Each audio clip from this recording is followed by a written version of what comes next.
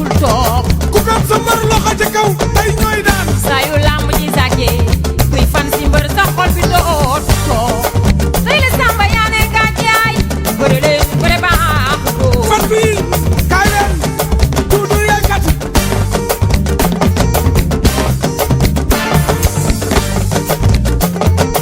saa yu làmb ji sàkkee ba mbar ma waas ca géew ba bëre leen bëre baaxu góor la bàyyi leen seen yaaba di dollar ñoo mën ñooy daan waaw nani waaw tey waaw waaw baaboy mbëroo de altula loxo loxo Balla Gaye de gaynde Géejawaay loxo kuy gi mooy lépp awu paa hey Lac de Guiers de doomi Casamance la neteer kooku baax la jàmbaar yi naw na ma leen yee la neteer man na mbër yëkkili ana waa Joal xool li la mat seet amul seet ñaali ñaar hey xoolal walla kay la ay waay lii moo gën a neex lii moo gën a neex waay ay wi sama ndey ku bëgg bëri maaxu góor la waay ku ma nit ci bat Balla Gaye ku ma jàpp ba bàyyi la nga nit ci bat kumba Sa Thiès les deux elba tey loolu dëgg la kaw la kontaan naa waaw waaw yaa ngi yëngal njëwal bëri maaxu góor la lamb bu ca góor nekkul jigéen na koy moomee wàcc ma daan naa la wóor ku daan da ngay féete waaye kaw kumba xoolal bu ma jógee Pikine man ma jaari Fass seeti Gris Bordeaux doonooy góor gi jaay ma jëy jigir la Fass ci xale yi wooy laali maaxu góor la la Rose laali maaxu góor la Brisili Papa Sow amba en arrière seen kayre moo ma neex Gris Bordeaux anu fitta ku ma fit way na amat seen ana waa Fass tey samba yaa ne gàncax kaw la wax ja kaw bàyyi leen seen yaaba di ko laale laale mooy baaxu góore ay man ku ma gaaw la ma neex booy kaw la duma fàtte amat seen Ama Baldé ak Boy Niang ne amat seen kumba ñu dem buraki taas di gi la woy ci kii sama axlaaq ci jinn baax ci jinn baax ci naaj ana so bay Boy Niang ay woy moo du anta baax ana waa Thiès lay sama ndey woy naaru góor yi takk nañu leen te bu njaab yàggee léegi gawar feeñ Papa Ndiaye waxal ak ñoome waaye kumba ku antaan naa ma la mbay nga ca la mbay ne burana maa nga ca bul waaw gaw la wayal gaw la mën naa bëri mën naa xeex na am naa doole soxor naa gaale gaw la moo loo wax yow ci làmb ji laali baaxu góor la waay cosaani maam ñoom ba tey waay cosaan na yëgul kër yi leen gaynde mer la fanaan noo yaa de mbëre man sama rom door yaa de mbëre laay bu kumba yaa ngi bégal ñu fi nekk kon ñu dem baraxe cay baraxe laay lay la laa baraxe waxtaan naa baraxe waay yaa dekum baraxe wooy baraxe waay laay dafatin hey lu mu wax neen demal sakk ji dafatin na ko loolu wooy Papa Ndiaye loo wax kumba li nga wax match nul ci làmb waratul am ku mën da ngay daan danoo dagg suñuy biir mbaa ñu daan la loolu Balla Gaye 2 moo ma ci doy man cay bëri leen gaañee xoolal li neex na yàlla nu yàlla baal waaye waa Caaroy bay ma njoon Ahmed Dem fàttewuma nees loolu mi jigéen sax jeex na bu ma toogee ginnaaw may la poj ba yaay sama xarit nees yaay sama xarit doxal muy sama ndey ay nees mooy nees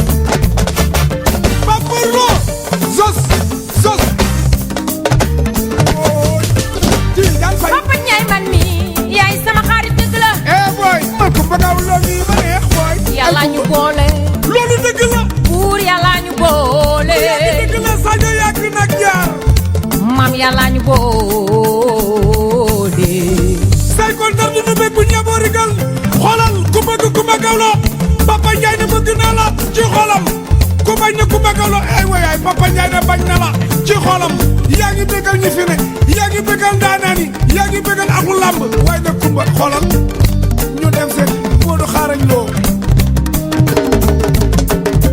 xaarañ loo Moodu xaarañ loo nga ne ma dikkal ay wooy ñu dem fee ana soo fay Moodu xaarañ loo loo daal ana soo fay Moodu xaarañ loo Sëriñ Fallu nit ñi ko laay sama waaji laay way yaa bari toll la rek yow Kumba Gawlo namu nañ la dëgg la waay la Sëriñ Fallu Mbàkke sa tondo ngi mu leeral la yoon we yax ya jóobi yeegi ni ana waa baasu waa boor bi seen mbëri daane am waa boor bi seen mbëri daane yéen waa boor bi seen bëri daane wala waa boor bee seen bëri daan waa boor bi seen mbëri daane am waa boor bi seen mbëri daane noon naa leen bu nu sifflé mu daan ko noon naa leen du yàgg dara mu daan waa boor bi seen mbëri daane am waa boor bi seen mbëri daane anoon naa leen bu nu sifflé mu daan ko noon naa leen du yàgg dara mu daan waa boor bi seen mbëri daane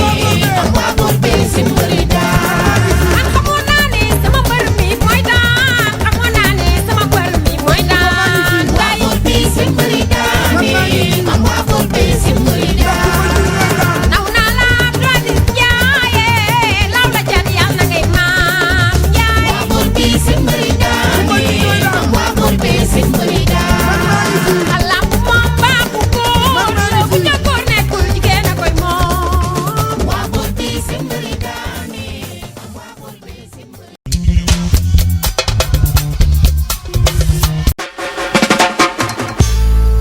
Too many people pretending to be what they're not. Tell them one word.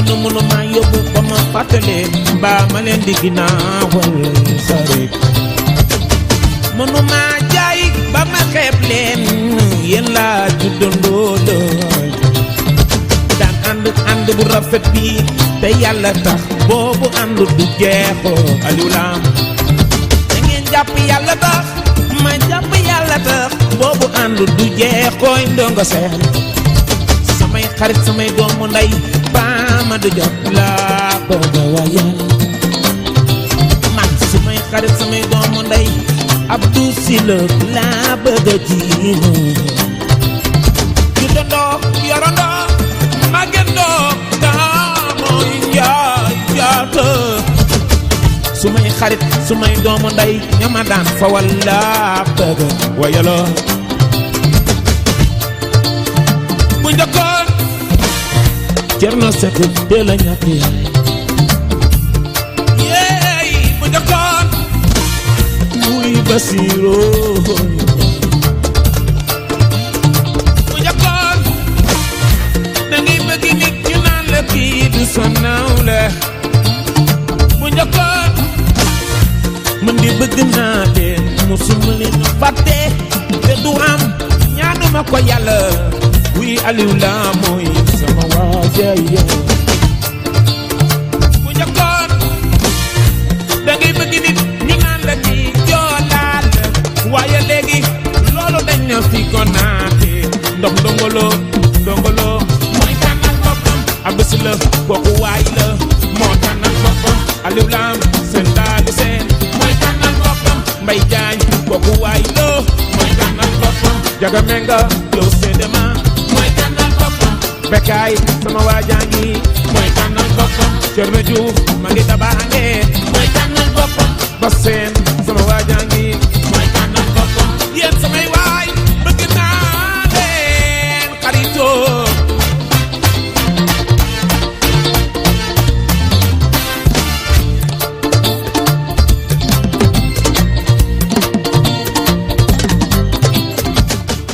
You're in tune to Amo Regular FM. The time is midnight 9. Yes. Bari mulal Amo Regular FM la mo yes. Para lo musical la mo kan ba enjoy ba enjoy la. Bokay na ngi deglu Amo Regular FM. Yeah, you enjoy music, especially talking that play on early tops from Dillinja, from Prince Jaspo, from Bonuela, from Pinchers, from Johnny Osborne, Prince Farai, you know. Barimba Kamura, yes. I don't call it the Alan, you know, selections of tops. Yeah. Ndagala body kanta ndongolo courage. Anyway, after the news la African news, you know, is regarding the development plan for Africa, the EU and all that. It's a forum for Africa, and I think you're gonna learn something from it. We're gonna leave you after Ndongolo. We'll leave you with this interview. Yeah, Badingulu in Krakow Bantambe. The interview dole play program or African VOA program Voice of Africa and Voice of America. So yeah, it's regarding African news and everything of this around Africa. Every Sunday in Alasondamba Thailand we bring you news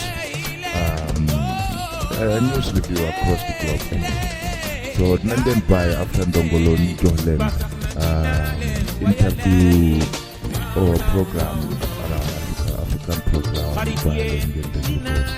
yes, because dumuna nekan, you know, dumuna nekan ndagat bi tanka dulal bi amba sometimes for me tenko reduce code join some education. As we said, it's the home of entertainment, news, views and education. Yes, so one has to educate one, right? Okay. Iran's foreign ministry sharply criticized Mr. Bond's diplomatic turnaround, saying the UN chief only did so under immense pressure. A car bomb ripped through a Shiite-dominated area of Lebanon's capital, killing at least 4 people and wounding 35. It's the latest attack targeting supporters of the Shiite militant group Hezbollah.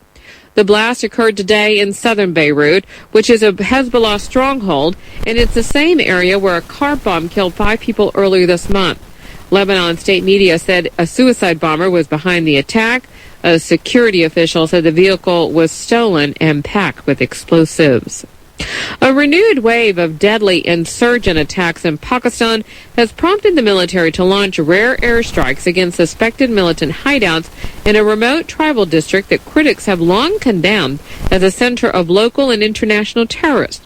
Ayaz Gul reports from Islamabad that the strikes killed at least 40 people. Army officials say an overnight offensive in the mountainous North Waziristan region uprooted a number of terrorists from their hideouts. Warplanes and artillery are said to have fired on suspected strongholds of the Pakistani Taliban into the morning, and the raids concentrated on Mir Ali, the second largest town in the tribal territory. Senior commanders of the Pakistani Taliban are said to be among those killed in the fighting. Residents have reported civilian casualties, but independent confirmation is not possible because the war zone is considered extremely dangerous for reporters and aid workers to travel to. Ayaz Gul for VOA News, Islamabad.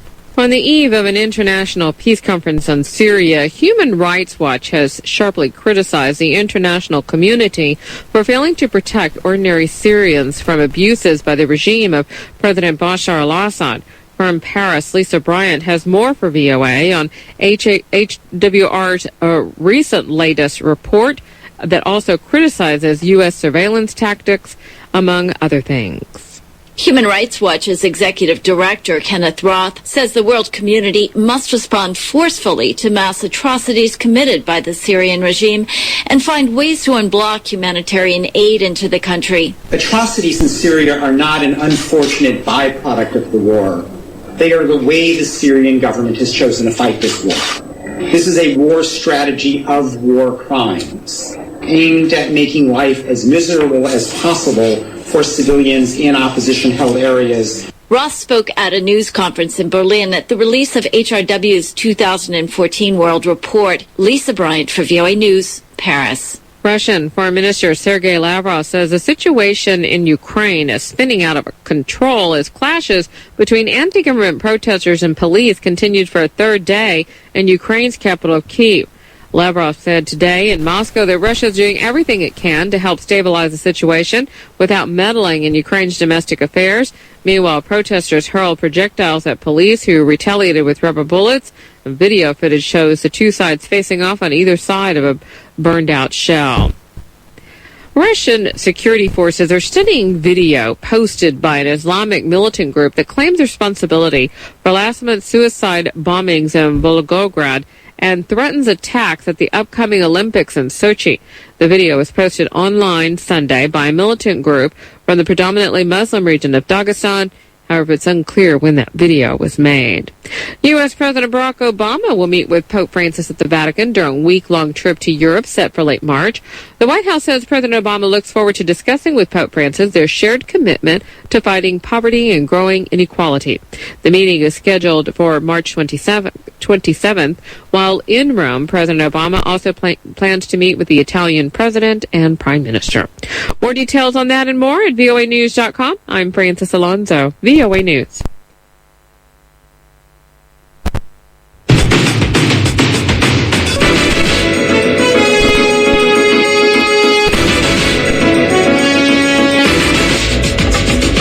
Good evening and welcome to Africa News Tonight from the English to Africa service of the Voice of America. I'm Kim Lewis in Washington. And I'm Yehis Wuhib, and coming up this hour on Africa News Tonight. What we do know is that 9 of the more extreme cases were medically evacuated to another hospital in the northern enclave of Pawa for more advanced surgical treatment, particularly with radiology, because they didn't have the facilities in the initial hospital.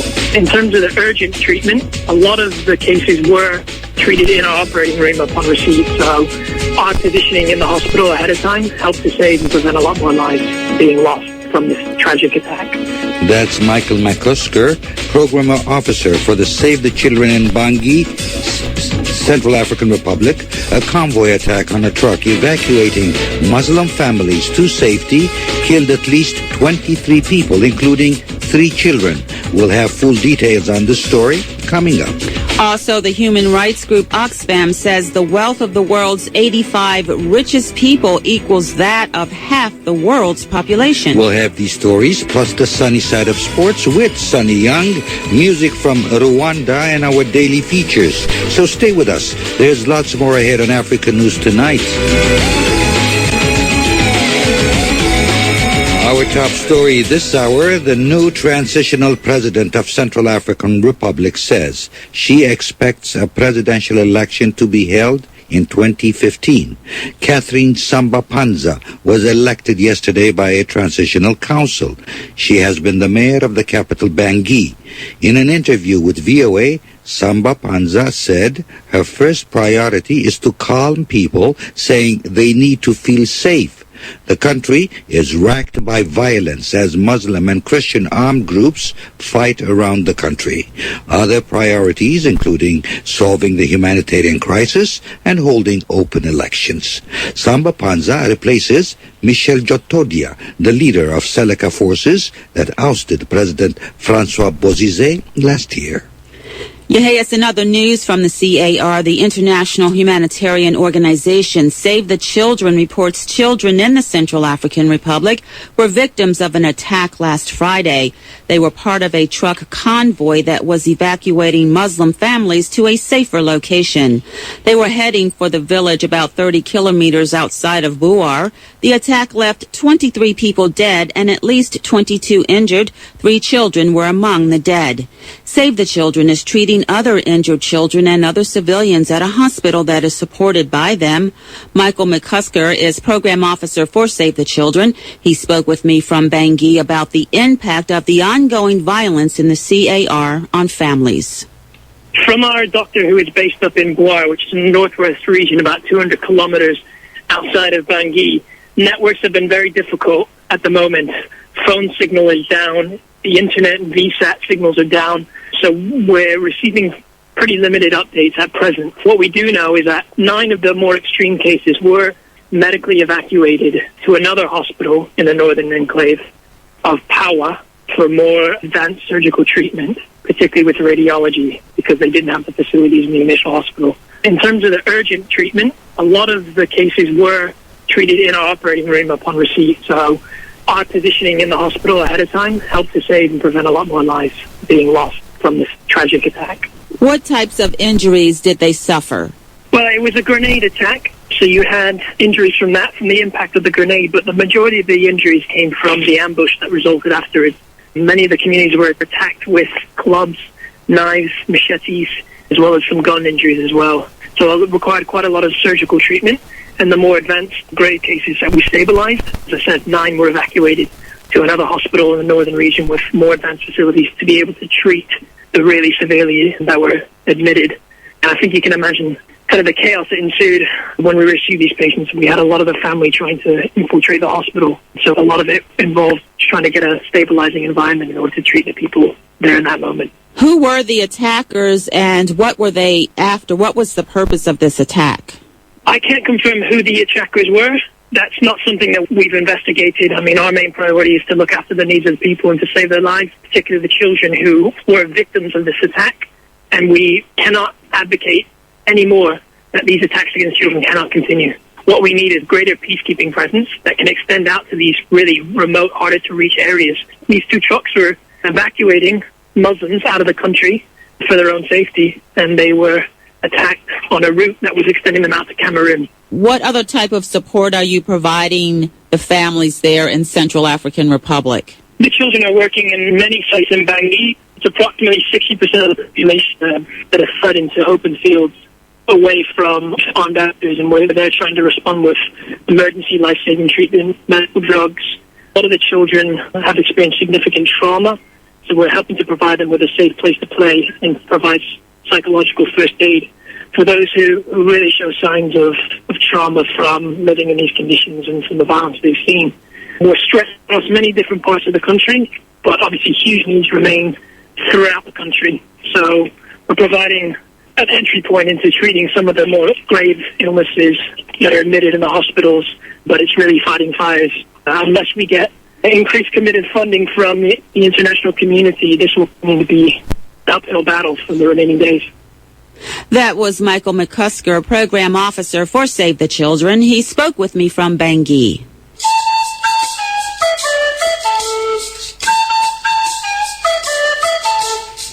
The human rights group Oxfam says the wealth of the world's 85 richest people equals that of half the world's population.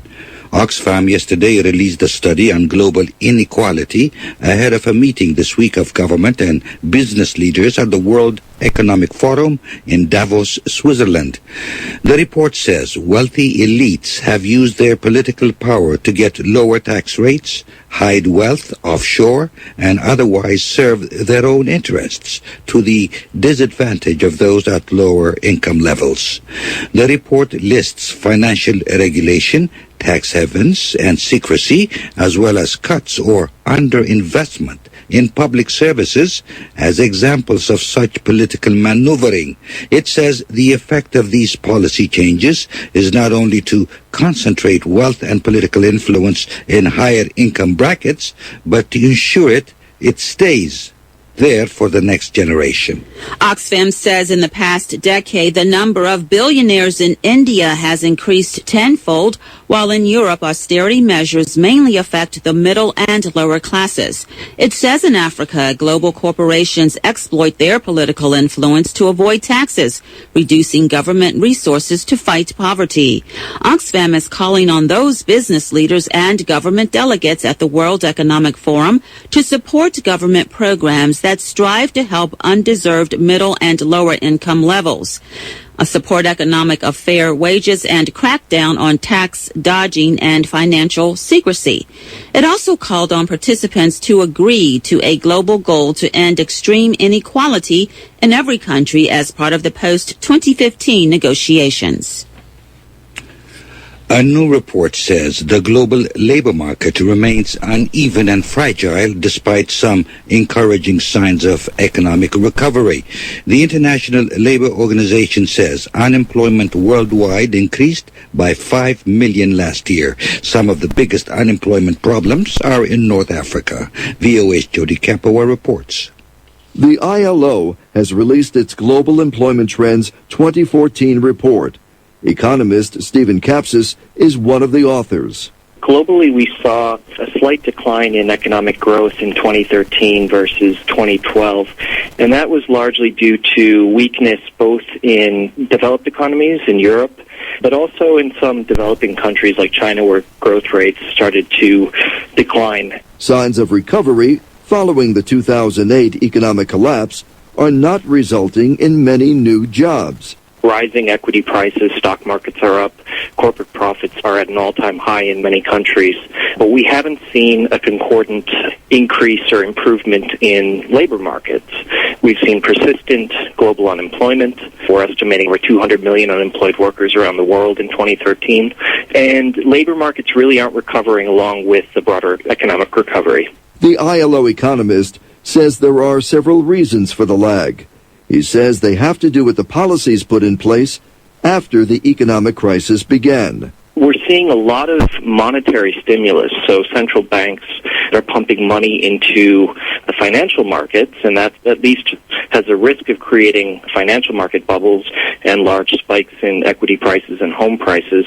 But not much of that is trickling down into the real economy. It could be adversely affecting firms' incentives to hire people as opposed to increase their dividends and share buybacks. In sub-Saharan Africa, many countries have seen strong economic growth despite the global downturn, although Kapsis says things were not quite as good last year. The region is still very dependent on commodity prices, and as commodity prices came down a bit last year, economic growth came down a little bit in the region as a whole, but the region is really benefiting from still elevated commodity prices. Commodities are the raw materials needed to produce products, such as oil, crops, or minerals.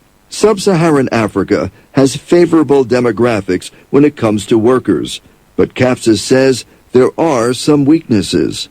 There's a lot of growth in the working age population as compared to the dependent segments of the population, and that's leading to more favorable labor market trends in terms of the numbers of workers.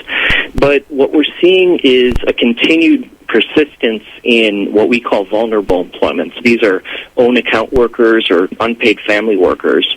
And 3 out of 4 workers in sub-Saharan Africa are in that vulnerable employment status. And that's been a persistent trend despite the relatively fast economic growth in the region. Own account workers are those considered self-employed. The availability of workers in sub-Saharan Africa does not correspond to the availability of good jobs. We see very limited growth in formal wage employment. So, for instance, in many sub-Saharan African countries, there's very limited growth in the industrial sector. We don't see a structural transformation taking place where workers are leaving lower productivity agricultural jobs and moving into the industrial sector, for instance. However, that structural transformation is taking place elsewhere. If you look at Asia, China has really benefited from the structural transformation, workers moving out of low productivity agriculture into much higher productivity industrial sector jobs. And we're seeing that to a much less extent in many sub-Saharan African countries, partly because those economies are so dependent on commodities and extractives. As for North Africa, the ILO says the labor news is bad. If you look at labor market trends, we see the highest rates of both unemployment and of youth unemployment among all the regions of the world. Both North Africa and the Middle East are the 2 regions with the highest, for instance, youth unemployment rate. So that's a major concern. Young people are, in some regions, 3 or 4 times as likely as adults to be unemployed. And we also see the possibility of higher incidence of social unrest, where you have very high shares of young people that are out of work. The International Labor Organization says as 2014 begins, there is a global jobs gap of 62 million. It calls for better coordination of nations' economic policies, as well as targeted fiscal stimulus programs. The ILO says they should be aimed at labor markets. These include initiatives to train workers for higher-paying jobs that are in demand, employing workers to build or improve infrastructure, and investing in social safety nets to protect those who lose their jobs. Joe DeCapua, VOA News, Washington. Coming up on 19 minutes past the hour, this is Africa News Tonight on the Voice of America. Since President Goodluck Jonathan signed a wildly popular anti-gay bill into law earlier this month, hostility towards gays in Nigeria continues to escalate. Activists say arrests are being made and they are hearing reports of mob violence. Heather Murdoch has more from Abuja. About half of Nigerians are Muslim and half are Christian. Recently, the 2 religions have come together in support of a new law that criminalizes gay organizations and punishes gay marriage with up to 14 years in prison. At a shimmering church here in the capital city, Pastor Simon A.S. Dolly, the president of the youth wing of the Christian Association of Nigeria, says the law will protect Nigeria from the wrath of God. Nigeria is a religious country, and we are religious people. And we agree with the president on this issue. I think this is one of the best things the president has done this year for us. Because, we are culture people as African. And to us, man marry man, woman marry woman, is our own culture. Western governments and rights organizations have widely condemned the law, saying it violates rights guaranteed by Nigerian and international law and has led to witch hunts. Human rights defender Ifeanyi Orazulike says it has always been illegal and dangerous to be gay in Nigeria, but the law has led to a surge of hostility. People have been arrested in different states, and then there have also been lots of hate speeches coming from both religious leaders and the general population. 11 men are on trial in northern Nigeria under the law, and Amnesty International says arrests have been made in 4 other states, with police working off long lists of names.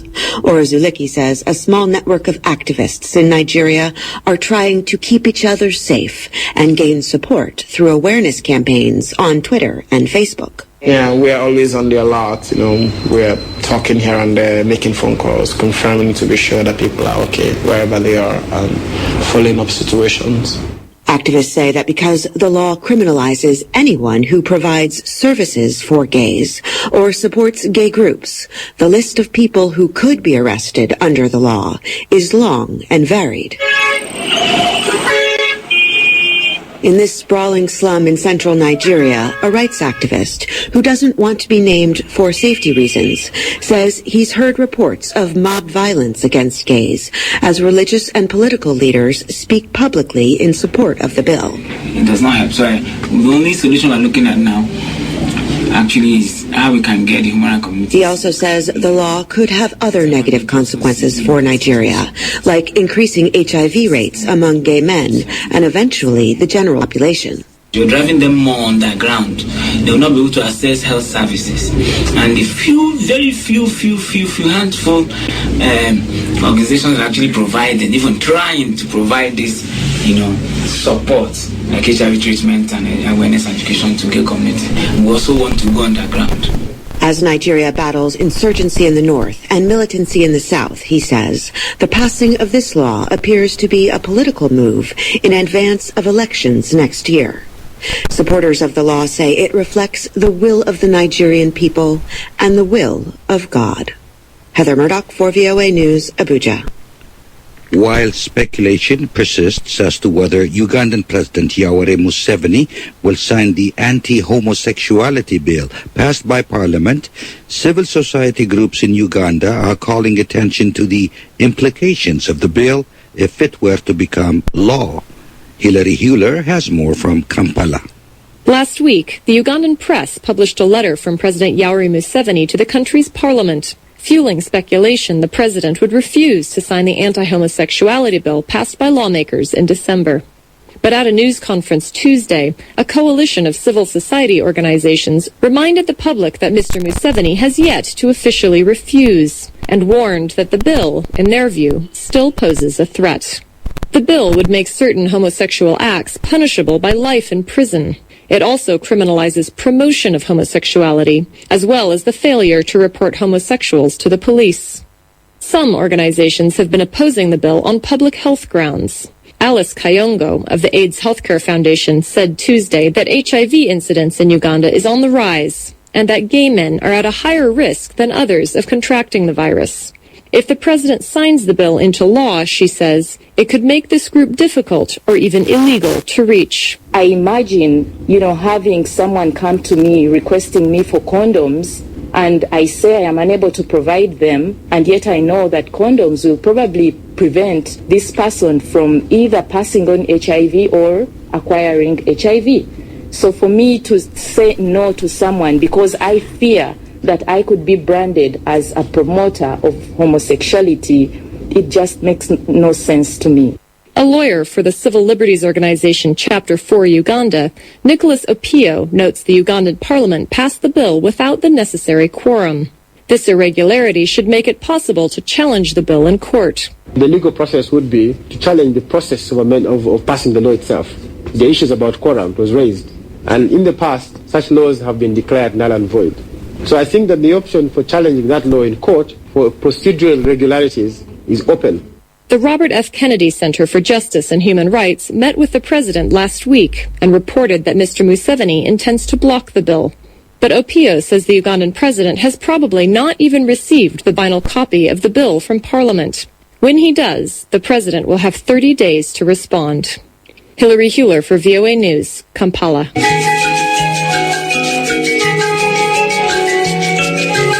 25 minutes past the hour. This is Africa News Tonight on the Voice of America. A prominent Chinese rights activist and legal scholar who has waged a high-profile campaign against government corruption will go on trial tomorrow. Xu Zhiyong is the founder of a group that advocates for the rule of law in China and urges top officials to improve government transparency by publicly disclosing their assets. VOA's Bill Ide reports he faces as much as 5 years in prison. Xu Zhiyong and other members of the New Citizens Movement have been accused of inciting 5 separate protests in Beijing last year. 2 focused on the education rights of the children of migrant workers. At the other gatherings, members called on government officials to disclose their assets and urged the public to sign a petition in support of the proposal. Officials say that by gathering in some cases more than 100 people and attracting public attention to the issues they were advocating, Xu and others created what the indictment says was quote-unquote serious chaos. There were no reports of any being injured, but the indictment says Xu and others obstructed police in carrying out their duties. Xu's lawyer, Zhang Qingfang, says his client is innocent. Zhang says Xu Zhiyong will remain silent in court to protest the court's handling of the case. He says that after the hearing, the defendants will issue their reasoning in the case and their opinions. Zhang says one key disagreement with the court's handling of the case is that Xu and others have been charged with disrupting public order in connection with the same 5 events, but are being tried separately. Zhang and rights advocates say that is a violation of China's laws and an attempt to cover up the truth. Zhang says the cases that refer to the same event need to be tried in the same court. He says that authorities are dividing up the trials so that defendants have no way of knowing what the other prosecutors are saying and what is going on in the other trials. Dozens of members of the New Citizens Movement were detained in China last year as they tried to exercise their rights to assembly and freedom of expression. The group, Chinese Human Rights Defenders, says that more than 60 who are connected with the movement that advocates social justice, doing good for society and civil participation, have been taken into custody. Rights lawyer Chen Jianguang is representing 2 other members of the group scheduled to go on trial this Friday. He says that while his clients are in good spirits, it was clear from the moment they were detained what the verdict in their case would be. Chen says the results will not come through the trial, but are decided by powerful institutions and other high-ranking officials. He says the judgments for the trials have already been written. Chinese authorities say the quote-unquote ordinary criminal case is being handled in accordance with China's laws, and accuse any who would raise criticisms as meddling in the country's judicial affairs. Ye Shiwei of the advocacy group Human Rights in China says Xu and others are facing criminal charges for activities that are clearly peaceful and legal under Chinese and international law. The fact that they are being put on trial already seriously undermines China's professed adherence to the rule of law. Any potential irregularities in the case will also contribute to, undermining the image that China is trying to project to the world. The trial is being closely watched by the international community and rights advocates. China has long used its courts to silence dissent, but China's new leader Xi Jinping has pledged to bring more justice to the country, reform its judicial system, and fight corruption. Some see the trial of Xu and others as a test of his commitment to that pledge. Bill Ide, VOA News, Beijing. This is Africa News Tonight with Kim Lewis. I'm Yehis Wuhib in Washington. It's 29 minutes past the hour on the Voice of America.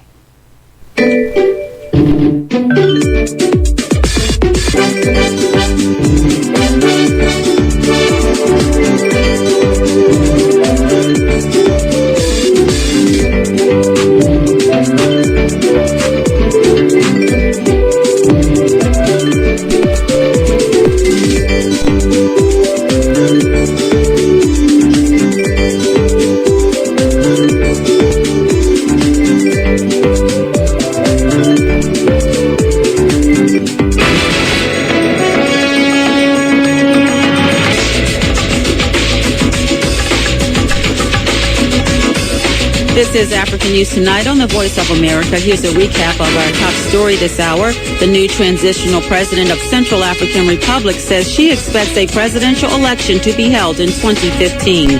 Coming up next, we have sports with Sunny.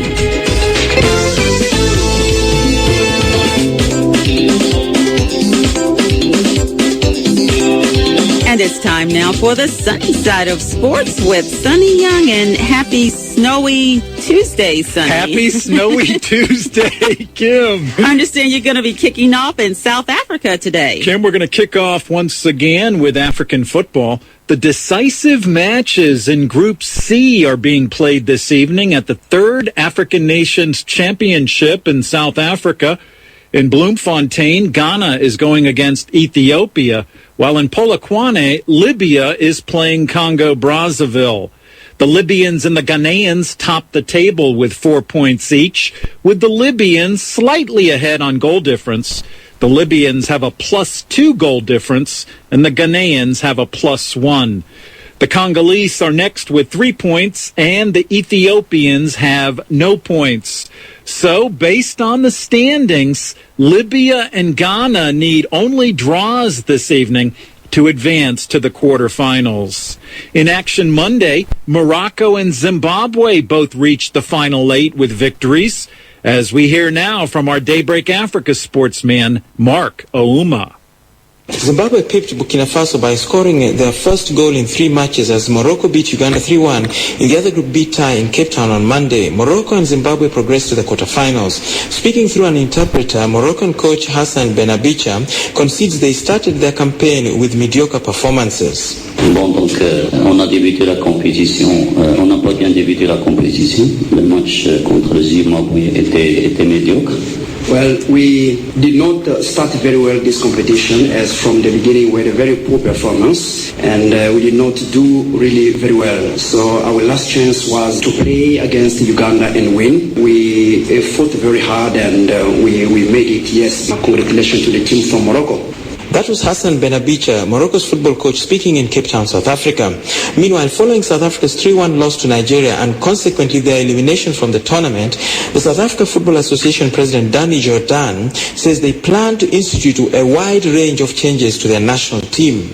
We have to deal with 3 challenges. The first challenge, as you know, we have to find a new technical sponsor, a new jersey for Bafana. 2, we have to discuss maybe a new name for the team. And 3, we have to review the preparation, the philosophy, and the technical staff of the team. In the next month or so, we have to have a comprehensive review of how we put our national teams on the field. As far as this tournament is concerned, as South Africans, we know very little about African football. And we have been dismissive and perhaps sometimes even insulting to the quality of football in the African continent. And the basis for that is simply we don't know the players and we don't know them. The Chan tournament is a very, very important instrument to ensure that African football continue in its rise. As a federation on the African continent, we have to affirm and confirm firstly the quality and the players who play on this African continent. And it's very important that as Africans we affirm ourselves before we affirm anybody else.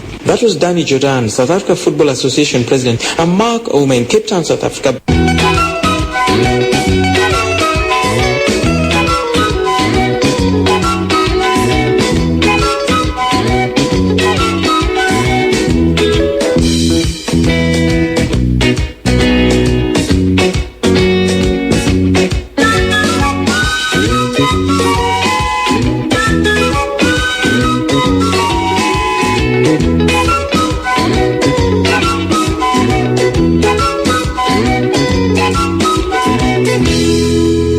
Joining us once again from Johannesburg is our African football guru, David Legg. Good evening, David. Thank you, Sonny. David, the Warriors of Zimbabwe and the Atlas Lions of Morocco are both through to the quarterfinals of the 3rd African Nations Championship football tournament, currently taking place in South Africa. Zimbabwe defeated Burkina Faso 1-0 on Monday evening, while Morocco beat Uganda 3-1. Both matches played in Cape Town. Your thoughts, David? Yes, Sonny, a really thrilling finish to Group B in a tournament that's growing in excitement and tension with each passing day.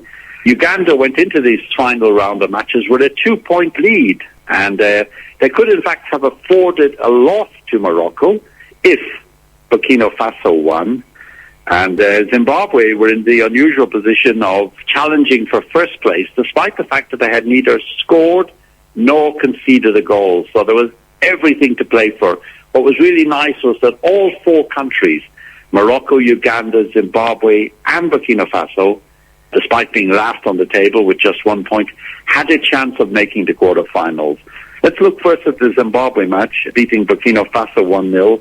The only goal was a strange one in the sense that Mambare, after 56 minutes, outjumped the Burkina Faso goalkeeper, Kabore. Now, that doesn't often happen in modern football because the goalkeeper, of course, has the advantage of being able to use his hands. But Mambare rose above him, got in front of him as well, and nodded in a cross, and that turned out to be the only goal. So congratulations to Zimbabwe. Interesting that their goalkeeper, George Chigova, has not conceded a goal in this tournament. That's the sort of credit side of the ledger. On the debit side is the fact they're finding scoring very difficult. Mambare's goal ended a 236-minute goal drought in this tournament. And so with just one goal, interestingly, was enough to give them 5 points. 1 win and 2 draws, so they're through. But the winners of the group are Morocco, and they had a roller coaster ride across town at the Cape Town Stadium against Uganda. Morocco needed a victory, Sonny, to be sure of going through to the last 8. And Abdes Samad scored in the first half to give them a 1-0 halftime lead.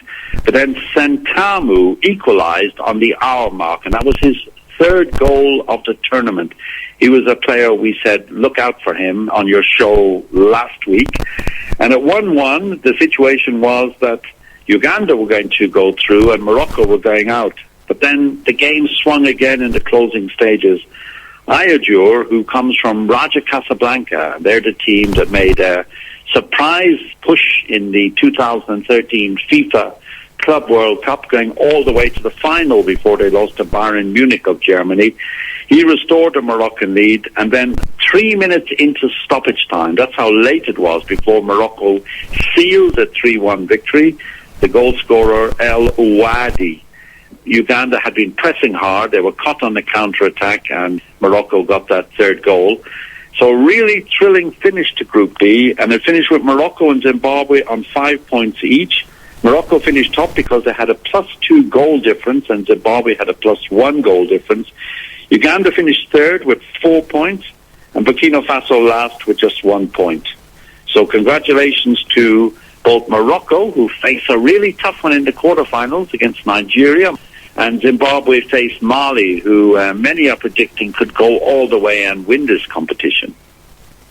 Voice of America. David, I've had more than a few Voice of America listeners ask me, Sonny, when is David going to give us the next African football quiz?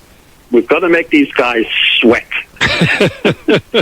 And my question is, Sonny, which club has represented 2 countries, 2 separate countries, in the CAF Champions League and, as it was formerly called, the CAF Champions Cup? I'll repeat that question. Which club, and there's only one of them, and it's not a trick question, is which club, singular, has represented 2 separate countries in the CAF Champions League, or as it was previously called, the CAF Champions Cup? We'll set a February 28th deadline to get your entries in for this quiz question. At stake, some sports magazines and some of those much coveted Voice of America goodies. And now David and I will give you our addresses where you can send your entries. Voice of America. It's David.Legge, and Legge is spelled Legge, at AFP, that's Agence France Presse.com. So I'll just repeat that one more time.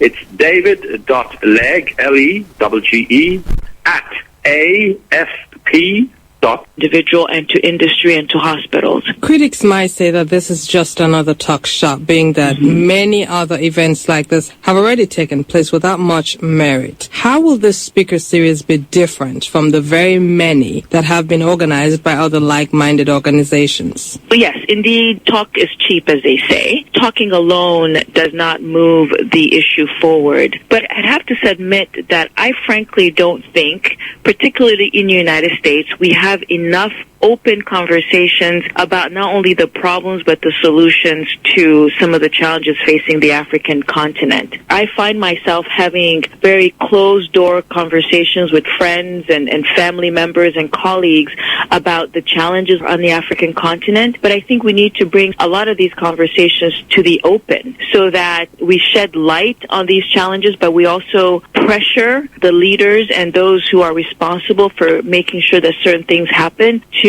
solve the problems. Does AAI intend to take the speaker series to the continent itself, as opposed to having it here in the United States? It's part of our plan to launch the speaker series in the United States and sort of perfect the model. And then, like I like to say, take the show on the road.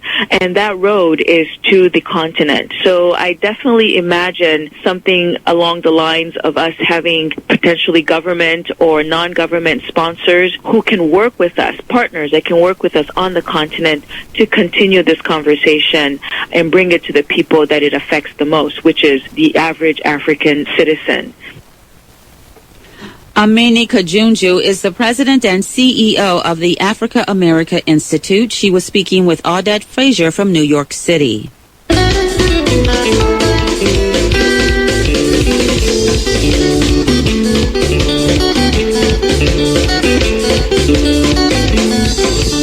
Zimbabwe's agricultural minister, Joseph Mahade, is urging farmers to plant short-term variety seeds in areas that received late rains.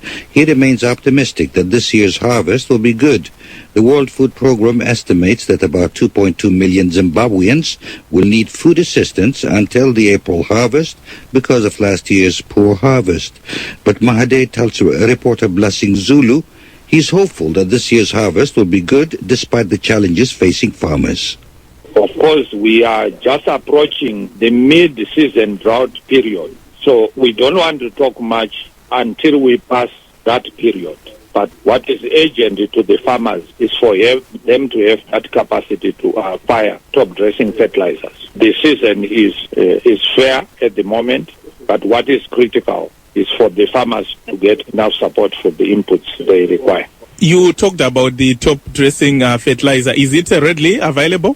The top-dressing fertilizer is being manufactured. We are also importing that fertilizer. But as I have said, the farmers are faced with the challenges of acquiring inputs cash up front. So I have indicated that the biggest challenge is for the farmers to have the cash resources for them to acquire the inputs. We are battling with that aspect of fertilizer imports as well as the local manufacturing. But is it too late for some farmers to replant, say those whose crops were affected by rains which came late in some provinces? Not at all. In actual fact, we should not be over-prescriptive to the farmers when it comes to planting of maize, when it comes to planting of small grain. Of course, we would be wanting our farmers to now concentrate on the short season varieties. We are endowed as a country with maize varieties that range from the long season varieties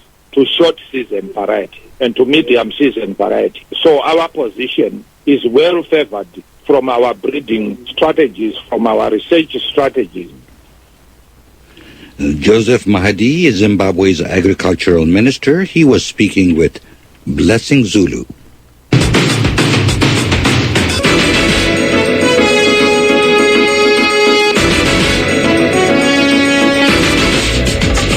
This is Africa News Tonight on the Voice of America on the following frequencies, 15580 and 6080 kilohertz.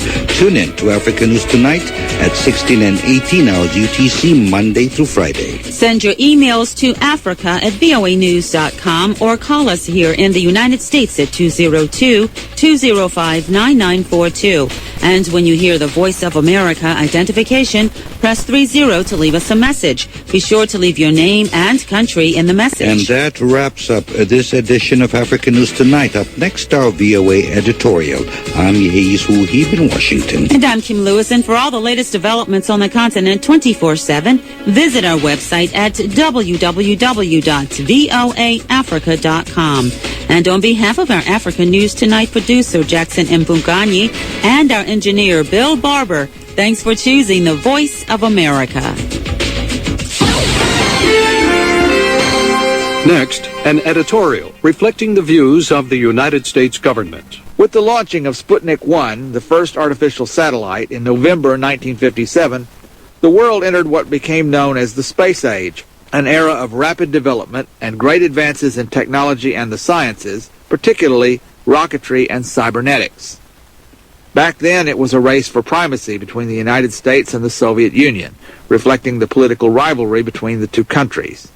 During that race, Russia launched the first satellite, as well as the first manned orbital flight, while the United States achieved the first lunar landing and the first human walk on the moon, considered to be one of the defining moments of the 20th century.